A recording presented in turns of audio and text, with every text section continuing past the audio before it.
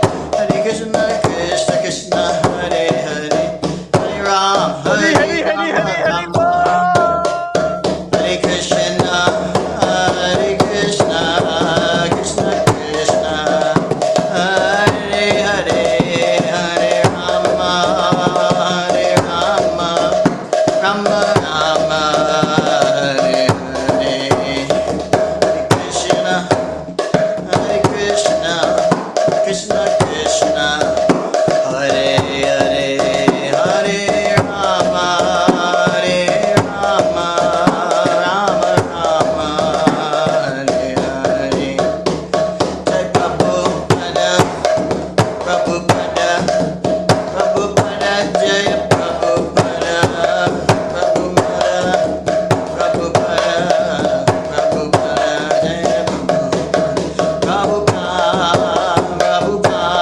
Prabhupada, Jaya Prabhupada, Prabhupada, Prabhupada, Nitai Gaura Hari Bol. Haribo. Haribo. Nitai Gaura Hari Haribo. Haribo. Haribo. Nitagora Haribo. Haribo. Haribo. Nitagora Haribo. Haribo. Haribo. Nitagora Haribo. Srimad Bhagavatam ki jai. Jai. Srila Prabhupada ki jai. Jai. Yoda Premanande. Haribo. I'm feeling it. Feeling it. I'm feeling it. Hare Krishna, everyone. Welcome back. We have Ashok Prabhu, Kala Bhairava, Tapasvi Prabhu, Kartik Chandra Prabhu. Hare Krishna, Prabhu. Hari. Nice to have you. Hope Nice you're to well. I had the privilege of hanging out with Banu the other day. Yes, I saw the pictures, Prabhuji. Awesome. That was so good. Nice. It was very Thank you, fun. Prabhu, for encouraging him and guiding him. Please do the needful for him, Prabhu. Oh, he was running the show, to be honest. Yeah. It was Thank very you. nice. Yeah, and get to take prasad with him. And Okay, Prabhuji. yes, and we have Bhakta Adam. So thank you all so much. We are continuing today on 1-9-28.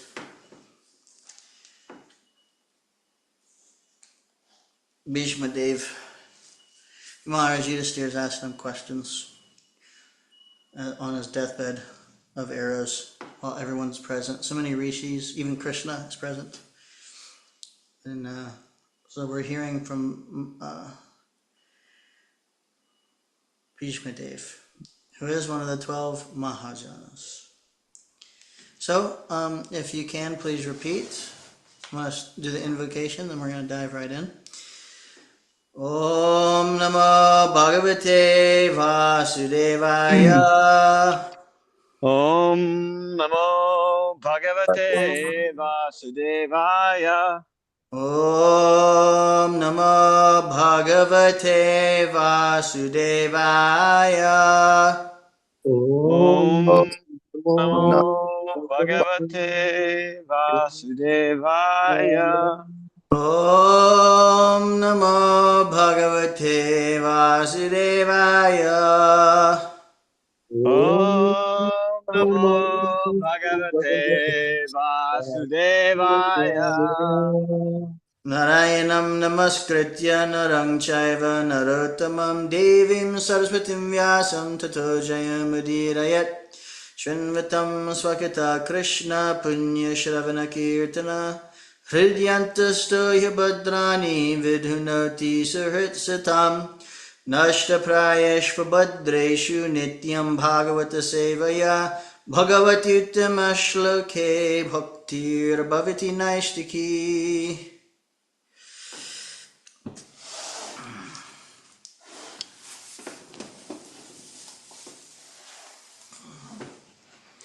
Okay, text 28. Dharmartha kama mokshangscha sahopayan yatamune nanakyane tihaseshu varnayamasa tattvavit. Then he described the occupational duties of different orders and statuses of life, citing instances from history, for he was himself well acquainted with the truth. Purport. Incidents mentioned in the Vedic literatures, such as the Puranas, Mahabharata, and Ramayana, are factual historical narrations that took place sometime in the past, although not in any chronological order. Such historical facts, being instructive for ordinary men, were assorted without chronological reference. Besides that, they happen on different planets, nay, in different universes, and thus the description of the narrations is sometimes measured by 3 dimensions. We are simply concerned with the instructive lessons of such incidents, even though they are not in order by our limited range of understanding. Bhishma Dev described such narrations before Maharaj Yudhisthira in reply to his different questions. Dharmam pravadatastasya sakala pratyupashtitaha yoyoganashchanda mrityorvanchitastutarayanah. While Bhishma Dev was describing occupational duties, the sun's course ran into the northern hemisphere. This period is desired by mystics who die at their will. Purport. The perfect yogis or mystics can leave the material body at their own sweet will at a suitable time and go to a suitable planet desired by them. In the Bhagavad Gita 8:24, it is said that self-realized souls who have exactly identified themselves with the interest of the Supreme Lord can generally leave the material body during the time of the fire god's effulgence and when the sun is in the northern horizon, and thus achieve the transcendental sky. In the Vedas, these times are considered auspicious for quitting the body, and they are taken advantage of by the expert mystics who have perfected the system. Perfection of yoga means attainment of such supermental states as to be able to leave the material body as desired.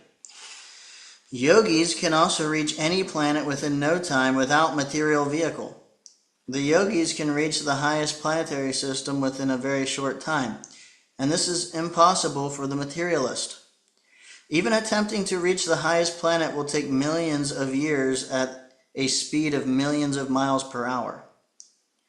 This is a different science, and Bhishma Dev knew well how to utilize it. He was just waiting for the suitable moment to quit his material body, and the golden opportunity arrived when he was instructing his noble grandsons, the Pandavas.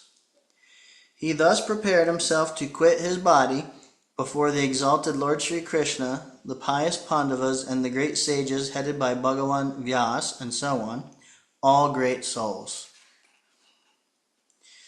Tadabhasamritya girasah shanir vimukta sangamana adi purushe Krishnela satpita pate chaturbhuje purastite milita drigvyadharayat.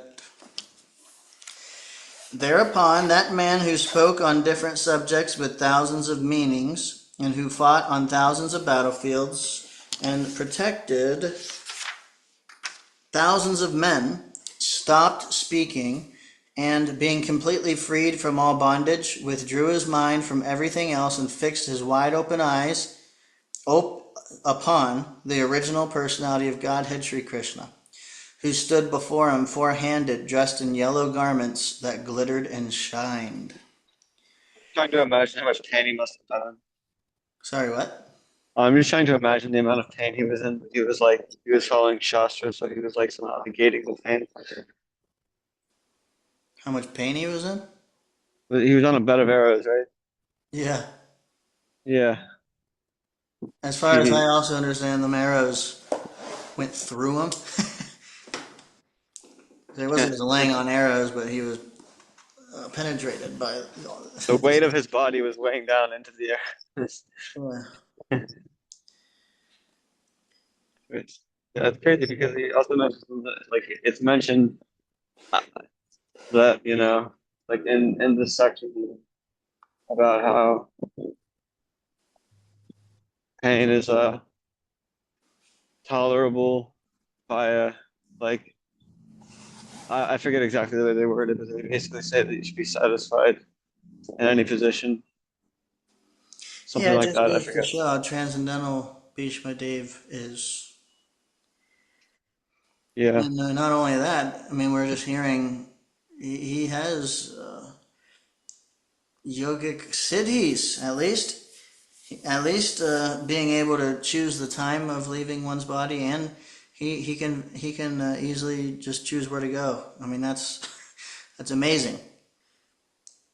And also he has so much devotion for Lord Krishna, completely transcendental to the bodily situation. It's amazing.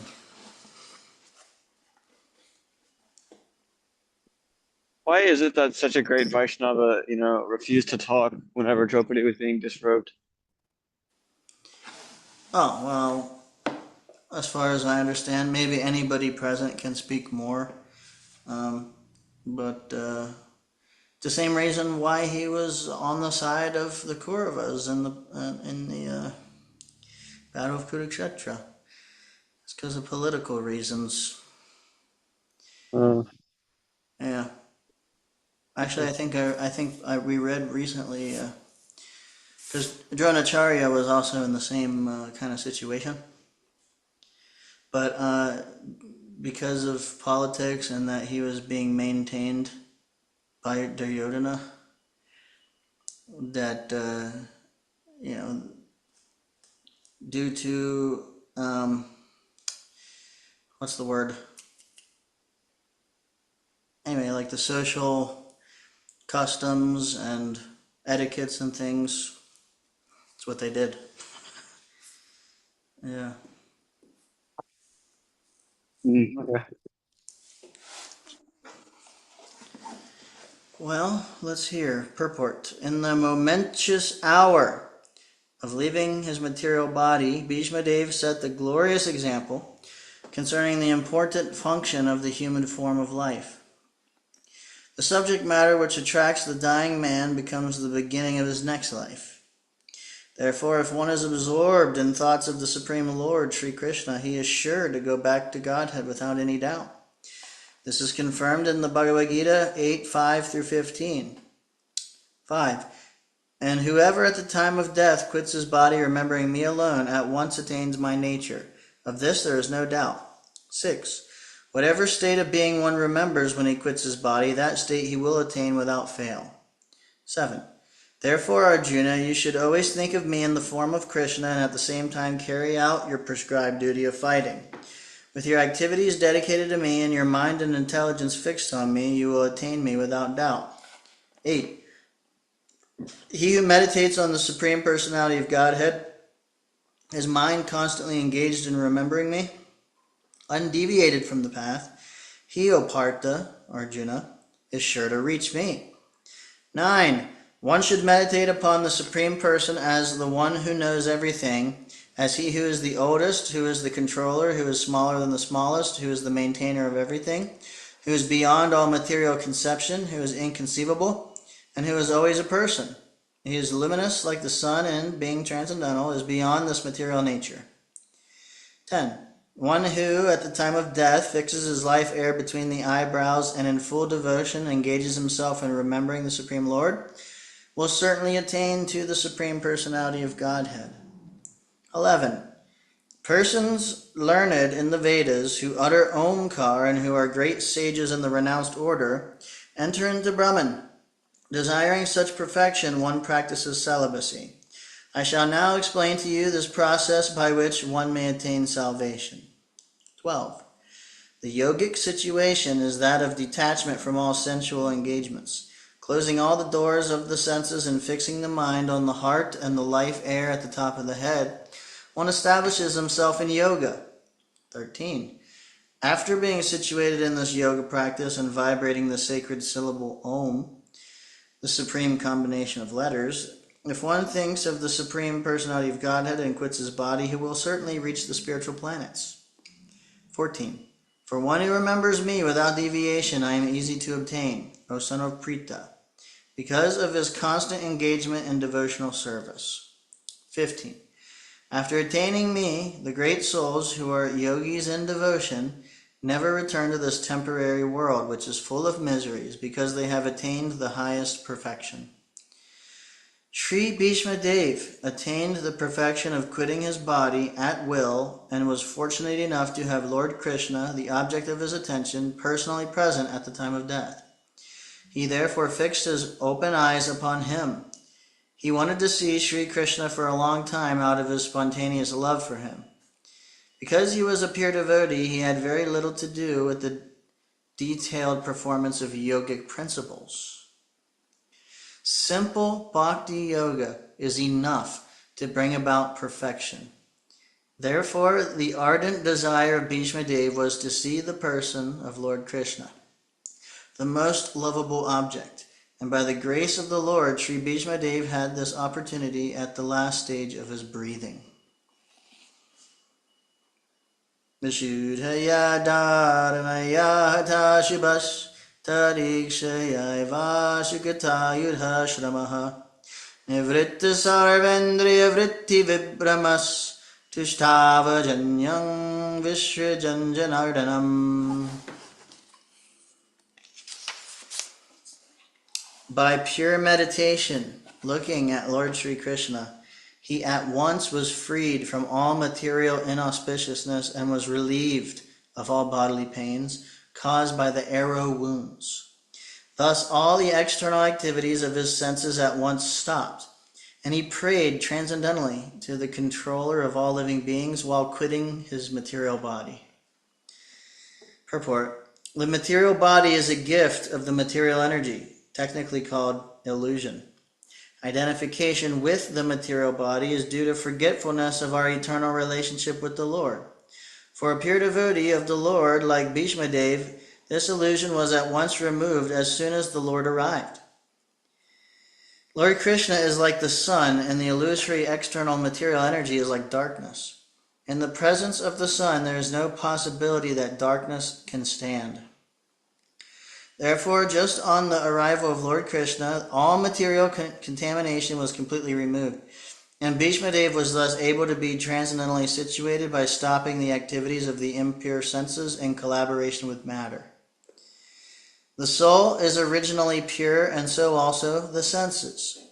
By material contamination, the senses assume the role of imperfection and impurity. By revival of contact with the Supreme Pure, Lord Krishna, the senses again become freed from material contaminations. Bhishma Dev attained all these transcendental conditions prior to his leaving the material body because of the Lord's presence. The Lord is the controller and benefactor of all living beings. That is the verdict of all Vedas. He is the supreme eternity and living entity amongst all the eternal living beings. And he alone provides all the necessities for all kinds of living beings. Thus he provided all facilities to fulfill the transcendental desires of his great devotee Bhishma Dev, who prayed as follows. Shri Bhishma Uvacha Iti Matir Upakalpita Iti Matir Upakalpita Vitrishna Bhagavati Satvata Pangaveva Bhumi Swasukam Upagate Kvichid Vihartum Prakritam Upayusi Yadbhava Pravaha. Bhishma Dev said, "Let me now invest my thinking, feeling, and willing, which were so long engaged in different subjects and occupational duties, in the all-powerful Lord Sri Krishna. He is always self-satisfied, but sometimes, being the leader of the devotees, he enjoys transcendental pleasure by descending on the material world, although from him only the material world is created.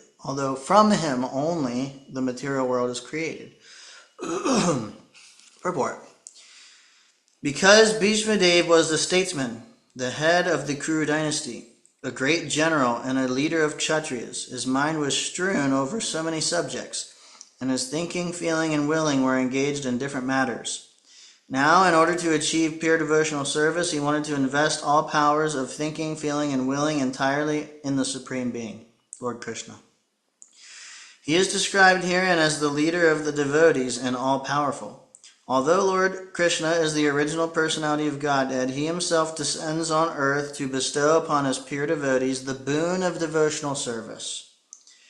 He descends sometimes as Lord Krishna as he is, and sometimes as Lord Chaitanya. Both are leaders of the pure devotees. Pure devotees of the Lord have no desire other than the service of the Lord, and therefore they are called sattvata. The Lord is the chief amongst such sattvatas. Bhishmadev therefore had no other desires. Unless one is purified from all sorts of material desires, the Lord does not become one's leader. Desires cannot be wiped out, but they have only to be purified. It is confirmed in the Bhagavad Gita by the Lord himself that he gives his instruction from within the heart of a pure devotee who is constantly engaged in the service of the Lord. Such instruction is given not for any material purpose, but only for going back home, back to Godhead. Bhagavad Gita 10:10. For the ordinary man who wants to lord it over material nature, the Lord not only sanctions and becomes a witness of activities, but he never gives the non-devotee instructions for going back to Godhead. That is the difference in dealings by the Lord with different living beings, both the devotee and the non-devotee. He is leader of all the living beings, as the king of the state rules both the prisoners and the free citizens. But his dealings are different in terms of devotee and non-devotee. Non-devotees never care to take any instruction from the Lord, and therefore the Lord is silent in their case, although he witnesses all their activities and awards them the necessary results, good or bad. The devotees are above this material goodness and badness. They are progressive on the path of transcendence, and therefore they have no desire for anything material. The devotee also knows Sri Krishna as the original Narayan because Lord Sri Krishna, by his plenary portion, appears as the Karna Dakashayi Vishnu, the original source of all material creation. The Lord also desires the association of his pure devotees, and for them only the Lord descends to the earth and enlivens them. The Lord appears out of his own will. He is not forced by the conditions of material nature. He is therefore described here as the Vibhu, or the Almighty, for he is never conditioned by the laws of material nature. Tribhuvana kamanam tamalavarnam ravikara gauravara ambaram dadane Vipuralaka kula pratananabjam Vijaya Sakiratirastime Nivadya. Sri Krishna is the intimate friend of Arjuna. He has appeared on this earth in his transcendental body, which resembles the bluish color of the tamal tree. His body attracts everyone in the three planetary systems, upper, middle, and lower. May his glittering yellow dress and his lotus face covered with paintings of sandalwood pulp be the object of my attraction, and may I not desire fruitive results. Purport. When Sri Krishna, by his own internal pleasure, appears on earth, he does so by the agency of his internal potency. The attractive features of his transcendental body are desired in all the three worlds, namely the upper, middle, and lower planetary systems. Nowhere in the universe are there such beautiful bodily features as those of Lord Krishna. Therefore, his transcendental body has nothing to do with anything materially created. Arjuna is described here as the conqueror, and Krishna is described as his intimate friend. Bhishmadev, on his bed of arrows after the battle of Kurukshetra, is remembering the particular dress of Lord Krishna which he put on as the driver of Arjuna's chariot. While fighting was going on between Arjuna and Bhishma, Bhishma's attraction was drawn by the glittering dress of Krishna, and indirectly he admired his so-called enemy Arjuna for possessing the Lord as his friend. Arjuna was always a conqueror because the Lord was his friend. Bhishmadev takes this opportunity to address the Lord as Vijay Sakhe, friend of Arjuna, because the Lord is pleased when he is addressed conjointly with his devotees, who are related with him in different transcendental humors.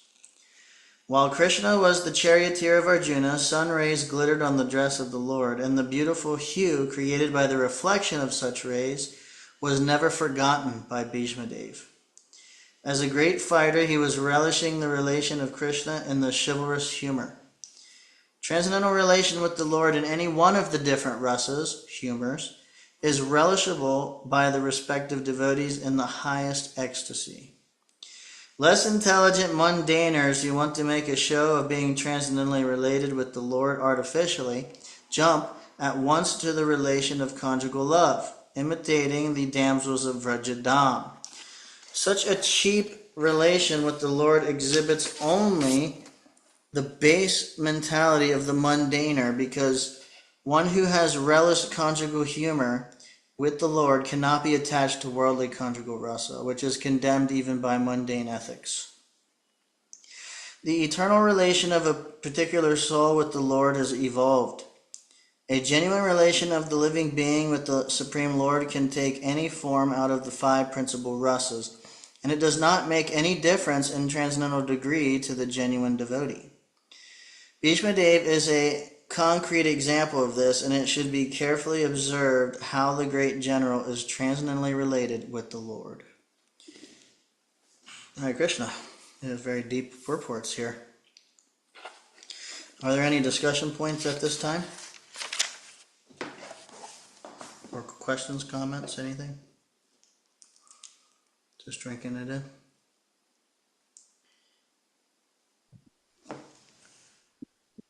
Prabhuji, Yes, Prabhuji. I think Bhakta Adam asked a very good question as to why Bhishma Pitamaha stayed quiet when he saw what was happening to Draupadi.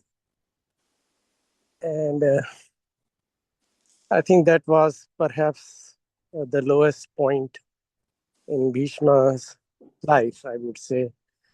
But it's not uncommon for good people to remain silent.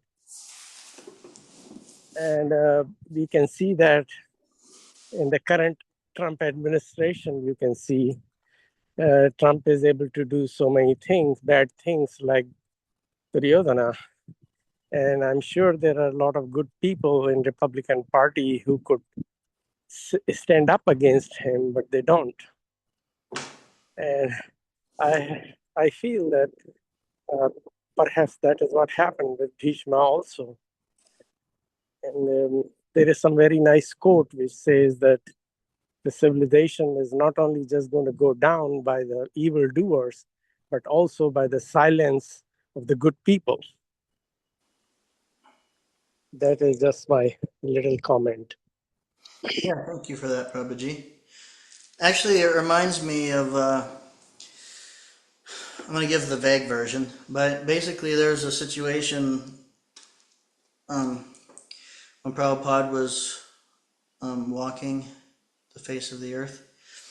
There was a temple president, I think he got married, and I think his wife was not really a strict devotee or something. And anyway, there's all this different things happening in the temple that were outrageous, doing outrageous things, and maybe even to the degree of like cooking meat in the temple and stuff like that. And so it became a big outrage. Many devotees were leaving that temple. Many devotees were writing Prabhupada, and some devotees were just not saying anything. And actually, Prabhupada eventually it was resolved, and actually Prabhupada, he glorified those devotees who were speaking up and taking action, but he also glorified the devotees that were keeping quiet and continuing on with their services.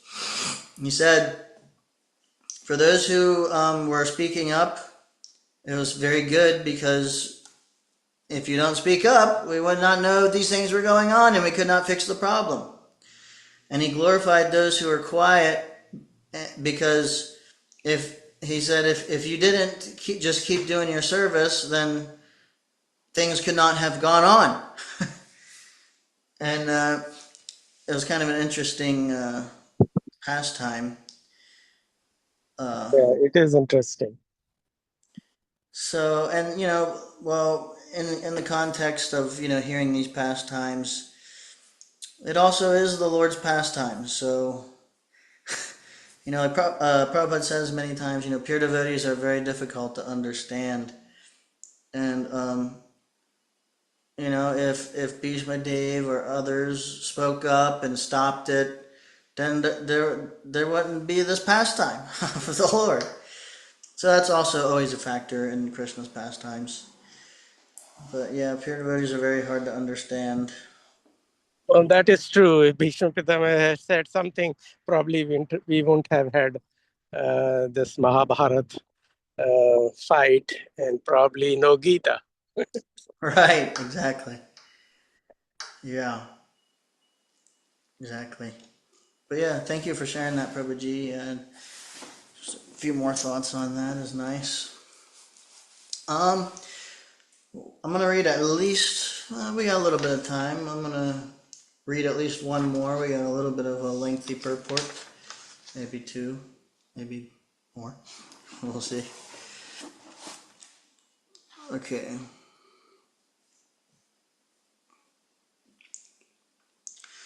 Yudhitadagarajo vidhumna vishpak kuchalalita shrammavarya lankritasye mamanasita sharar vibhidyamana vachivilasat gavachestu Krishna atma. I'm having trouble with this meter. If anybody knows this meter, let me know, please.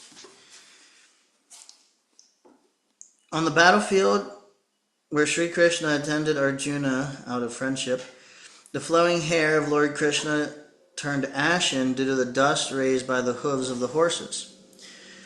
And because of his labor, beads of sweat wetted his face. All these decorations, intensified by the wounds dealt by my sharp arrows, were enjoyed by him. Let my mind thus go unto Sri Krishna. Purport. The Lord is the absolute form of eternity, bliss, and knowledge. As such, transcendental loving service to the Lord in one of the five principal relations, namely Shanta, Dasya, Sakya, Vatsalya, and Madhurya, and so on, that is neutrality, servitorship, fraternity, filial affection, and conjugal love, is graciously accepted by the Lord when offered to the Lord in genuine love and affection. Sri Bhishma Dev is a great devotee of the Lord in the relation of servitorship. Thus his throwing of sharp arrows at the transcendental body of the Lord is as good as the worship of another devotee who throws soft roses upon him. It appears that Bhishma Dev is repenting the actions he committed against the person of the Lord. But factually, the Lord's body was not at all pained due to his transcendental existence. His body is not matter. Both he himself and his body are complete spiritual identity. Spirit is never pierced, burnt, dried, moistened, and so on. This is vividly explained in the Bhagavad Gita. So also it is stated in the Skanda Purana. It is said there that spirit is always uncontaminated and indestructible. It cannot be distressed, nor can it be dried up. When Lord Vishnu in his incarnation appears before us, he seems to be like one of the conditioned souls, materially encaged, just to bewilder the Asuras, or the non-believers, who are always alert to kill the Lord, even from the very beginning of his appearance. Kamsa wanted to kill Krishna, and Ravana wanted to kill Rama, because foolishly they were unaware of the fact that the Lord is never killed, for the spirit is never annihilated. Therefore, Bhishma Dev's piercing of the body of Lord Krishna is a sort of bewildering problem for the non-devotee atheist. But those who are devotees or liberated souls are not bewildered. Bhishma Dev appreciated the all-merciful attitude of the Lord because he did not leave Arjuna alone. Although he was disturbed by the sharpened arrows of Bhishma, nor was he reluctant to come before Bhishma's deathbed, even though he was ill-treated by him on the battlefield. Bhishma's repentance and the Lord's merciful attitude are both unique in this picture. Sri Vishwanath Chakravarti Thakur, a great acharya and devotee in the humor of conjugal love with the Lord, remarks very saliently in this regard. He says that the wounds created on the body of the Lord by the sharpened arrows of Bhishma were as pleasing to the Lord as the biting of a fiancé who bites the Lord's body directed by a strong sense of sex desire. Such biting by the biting by the opposite sex is never taken as a sign of enmity, even if there is a wound on the body. Therefore, the fighting as an exchange of transcendental pleasure between the Lord and his pure devotee, Sri Bhishma, was not at all mundane. Besides that, since the Lord's body and the Lord are identical, there was no possibility of wounds in the absolute body. The apparent wounds caused by the sharpened arrows are misleading to the common man, but one who has a little absolute knowledge can understand the transcendental exchange in the chivalrous relation. The Lord was perfectly happy with the wounds caused by the sharpened arrows of Bhishma. Hold on.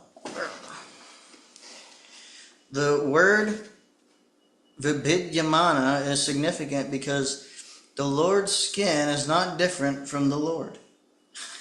Because our skin is different from our soul. In our case, the word Vibhidyamana, or being bruised and cut, would have been quite suitable. Transcendental bliss is of different varieties, and the variety of activities in the mundane world is but a perverted reflection of transcendental bliss. Because everything in the mundane world is qualitatively mundane, it is full of inebrities, whereas in the absolute realm, because everything is of the same absolute nature, there are varieties of enjoyment without inebriety. The Lord enjoyed the wounds created by his great devotee Bhishma, and because Bhishma is a devotee in the chivalrous relation, he fixes up his mind on Krishna in that wounded condition. Hare Krishna. We'll read another one. Sapadishaki vacho nasamya madhye nija parayor balayor atam niveshya Sthitavati parasainikadya rakshna Pratavati partasakya ratyamamatstu. In obedience to the command of his friend, the Lord Sri Krishna entered the arena of the battlefield of Kurukshetra between the soldiers of Arjuna and Duryodhana. And while there, he shortened the lifespans of the opposite party by his merciful glance. This was done simply by his looking at the enemy. Let my mind be fixed upon that Krishna. Purport. In the Bhagavad Gita 1:21-25, Arjuna ordered the infallible Lord Sri Krishna to place his chariot between the phalanxes of the soldiers. He asked him to stay there until he had finished observing the enemies he had to face in the battle. When the Lord was so asked, he at once did so, just like an order carrier. And the Lord pointed out all the important men on the opposite side, saying, "Here is Bhishma, here is Drona," and so on. The Lord, being the supreme living being, is never the order supplier or order carrier of anyone, whoever he may be. But out of his causeless mercy and affection for his pure devotees, sometimes he carries out the order of the devotee like an awaiting servant. By executing the order of a devotee, the Lord becomes pleased, as a father is pleased to carry out the order of his small child. This is possible only out of pure transcendental love between the Lord and his devotees. And Bhishma was quite aware of this fact. He therefore addressed the Lord as the friend of Arjuna. The Lord diminished the duration of life of the opposite party by his merciful glance. It is said that all the fighters who assembled on the battlefield of Kurukshetra attained salvation by personally seeing the Lord at the time of death. Therefore, his diminishing the duration of life of Arjuna's enemy does not mean that he was partial to the cause of Arjuna. Actually, he was merciful to the opposite party because they would not have attained salvation by dying at home in the ordinary course of life. Here was a chance to see the Lord at the time of death and thus attain salvation from material life. Therefore, the Lord is all good, and whatever he does is for everyone's good. Apparently, it was for the victory of Arjuna, his intimate friend, but factually, it was for the good of Arjuna's enemies. Such are the transcendental activities of the Lord, and whoever understands this also gets salvation after quitting his material body. Wow, so if you don't know anything, at least just remember that. It's amazing. The Lord does no wrong in any circumstance because he is absolute, all good at all times. Srila Prabhupada ki jai. Any discussion points here? Nope. A lot of nectar. Yeah, that part about in the Prabhupada's purports here in the description of the bodily features of the Lord. I don't know why, but whenever I read that, especially the part about him having like sandalwood smeared, and for some reason I kind of got a mental image of just like, sandalwood on Krishna's bluish skin, and I don't know why I just have this really vivid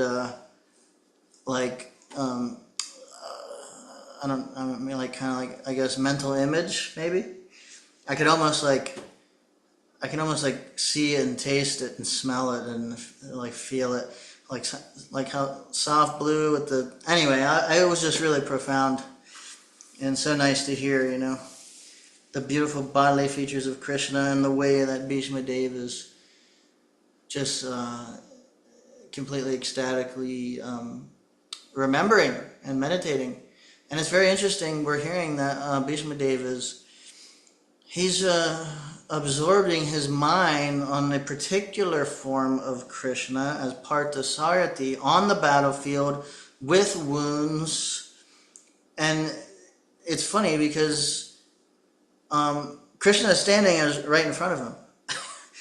But he's actually absorbed in this particular rasa and this particular exchange that happened on the battlefield. So that's pretty interesting to me. It just goes to show the the variegatedness of Krishna's relationships with his devotees and the love of the devotees for Krishna in particular ways. Because Krishna is standing right in front of him.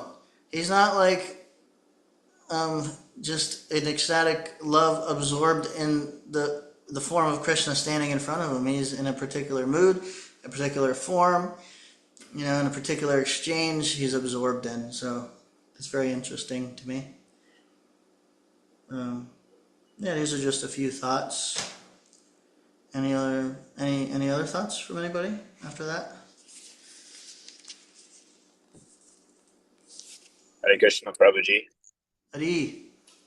I felt it was really beautiful, as it was stated, at like the arrows were like flowers, like rose petals, rained upon it at a certain point. That was in there. Yeah. And then just a little bit later, they're compared to the biting of a fiancé. And that's it. Just Prabhupada's way of describing these deep exchanges of transcendental rasa is amazing. Because we can picture that playful exchange with the spouse and loving expression, and then it almost enables us, at least me, to imagine at least the way that Krishna is relishing and appreciating this relationship and this exchange with Sri Bhishma Dev on the battlefield of Kurukshetra. It's amazing.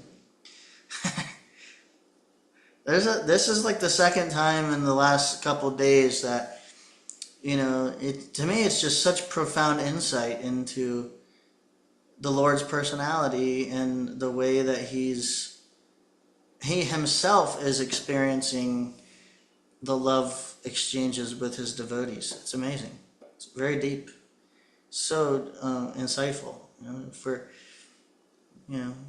We're learning and getting to know the Supreme Personality of Godhead. So there's so much in here already. Yeah. Hare Krishna. Very nice. Yep, Prabhuji, go ahead. I was just saying, very nice. Good. Well, I'll read one more for a bonus. We'll get a bonus verse today. Ivahita praktana mukam niriksha swajanam vedad vimukasya dosha budya kamati maharad atma vidyayas charanarati padamasya tasya mestu. When Arjuna was seemingly polluted by ignorance upon observing the soldiers and commanders before him on the battlefield, the Lord eradicated his ignorance by delivering transcendental knowledge. May his lotus feet always remain the object of my attraction. Purport. The kings and the commanders were to stand in the front of the fighting soldiers. That was the system of actual fighting. The kings and commanders were not so-called presidents or ministers of defense as they are today. They would not stay home while the poor soldiers and mercenaries were fighting face to face. This may be the regulation of modern democracy, but when actual monarchy was prevailing, the monarchs were not cowards elected without consideration of qualification. As it was evident from the battlefield of Kurukshetra, all the executive heads of both parties, like Drona, Bhishma, Arjuna, and Duryodhana, were not sleeping. All of them were actual participants in the fighting, which was selected to be executed at a place away from the civil residential quarters. This means that the innocent citizens were immune from all effects of fighting between the rival royal parties. The citizens had no business in seeing what was going to happen during such fighting. They were to pay 1/4 of their income to the ruler, whether he be Arjuna or Duryodhana.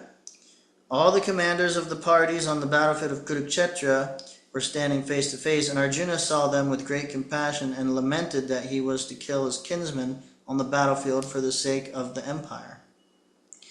He was not at all afraid of the giant military phalanx presented by Duryodhana, but as a merciful devotee of the Lord, renunciation of worldly things was natural for him, and thus he decided not to fight for worldly possessions.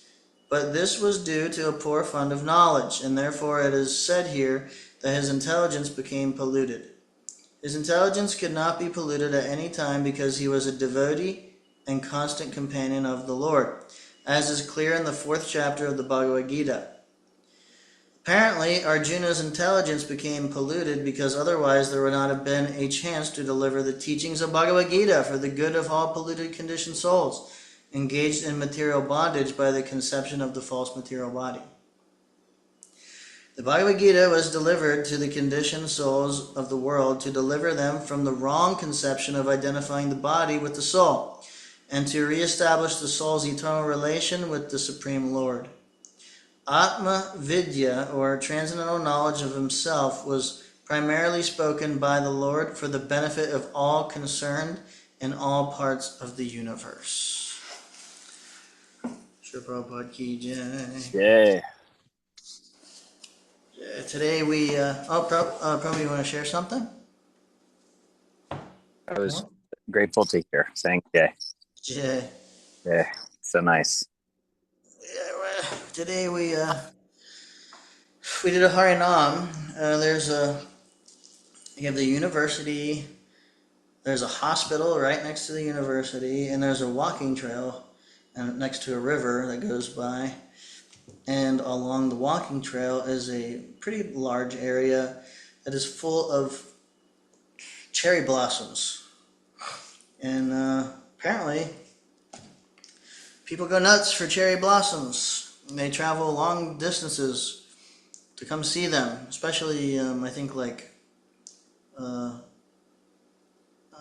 Japanese and I don't know if Oriental is acceptable word, but like Eastern people. I think it reminds them of their culture and their, their country and stuff. But apparently, a lot of people are traveling long distances to see the cherry blossoms. Anyway, we set up and did a Harinam there, and it was so awesome. Shok Prabhu, Rasalila Mataji, and there's just people hanging out. There's like different groups of students and little kids and college kids and just individuals just laying, just kind of hanging out in the park kind of mood. And they recently built a kind of Japanese style pavilion, which is aesthetically pleasing. At least it is not very functional. There's no bench or anything in it or anything. It's kind of honestly weird, but looks nice. Well, so anyway, there's people there and there's people sitting around, and so we did a Harinam and it was awesome.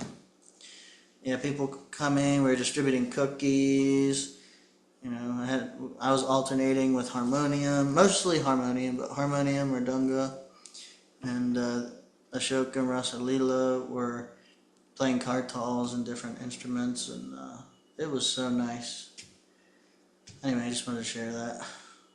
That sounds wonderful, T. Oh yeah, it was. Yeah, and so basically, as much as possible, we're all going to go out this week. I think it's supposed to rain tomorrow, but we'll find out. If it's raining, I'm gonna try to talk them into coming out with me anyway to the campus, and we can sit under a giant porch thing. So I'm basically trying to get them to come every single day on Harinam with me. So that's fun and nice. And people love it too. The holy name. People just are immediately attracted. Amazing. Yeah. Yeah. I got some It is. Krishna Life devotees, Sankirtan devotees are going to stop by for 2 days. I think 5th and 6th, or 6th and 7th next week. So that's going to be awesome. They're going to distribute books. That's awesome. I'm going to see if they will do Harinam with me also. I think we canceled our fair engagement for April 11th because I'm going to do this management leadership course thing in New Vrindavan from the 9th to the 12th. So I'm committing to that. Anyway, I guess I'm just giving you guys an update. Yeah. Anyway, the main thing was the Harinam today was really enlivening. That was today. Yeah. That's awesome. Wow. Yeah. It's very nice. Hare Krishna. No, I'm sorry. I'm just on a call. See you. Hey, well. Jai Prabhuji. Yeah. Harinam, Harinam, Harinam. Hari. There is no other way. There is no other way. There is no other way. Nice you're doing.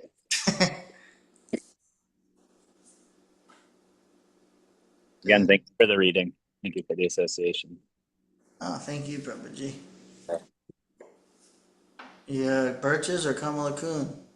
I am at Ogilvy, the fall area, but like. Oh yeah, I know where you're at, kind of. Oh yeah. I see. Hiking through the falls. Very nice. Evening japa. It was nice today. I was very blessed to be working with Mother Gopa. We're starting all the flowers for the palace. Very nice. Yeah, nice seva. Jai. I'm grateful that you have the association, the space there to reach and be present. Yeah, warmer weather is easier for people to get out and plug in. Mhm. Yeah. Very nice. Seems like Krishna's reciprocating their desires, PK. Yeah, I don't know. We're just trying to serve Krishna's desires. Yeah. Trying to become pure. Well, all right, guys. I guess I'll end the call. We can connect more later on. This thing is not working. There we go. Hare Krishna.